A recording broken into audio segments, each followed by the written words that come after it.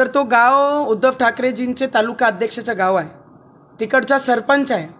आणि ते सरपंच असल्यानंतर 5 वाजतापासून जेव्हा आम्ही तयारी सुरू केली, पहिले त्यांनी धिंगाणा घातला स्टेजचे फेसिंगबद्दल.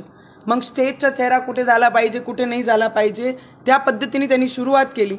जेव्हा सगळे लोक पोलीसवाल्यांनी आम्हाला परमिशन दिली त्यानुसार आम्ही आमचे मंच वगैरे सगळे लावले.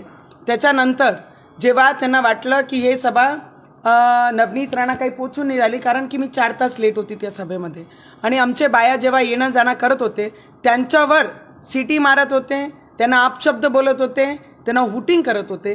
त्या पद्धतीचा व्यवहार त्यांनी काल केलं. आणि स्पष्ट आहे की ज्यांचे तालुका अध्यक्ष आहे आणि आज उद्धव ठाकरेजी हे बाळासाहेब उद्धव ठाकरे नाही, हे जनाब उद्धव ठाकरेजी झाले. आणि याच्यातून स्पष्ट काल दिसलं की त्यांची जी चिड होती आम्हाला घेऊन, आमच्या विचाराला घेऊन, ते स्पष्ट काल त्याचं एक दृश्य पूर्ण महाराष्ट्र आणि देशाने दिलेलं आहे. पण ते विसरले की आम्ही सुद्धा बाळासाहेब ठाकरेजींचे विचार घेऊन चालत आहे.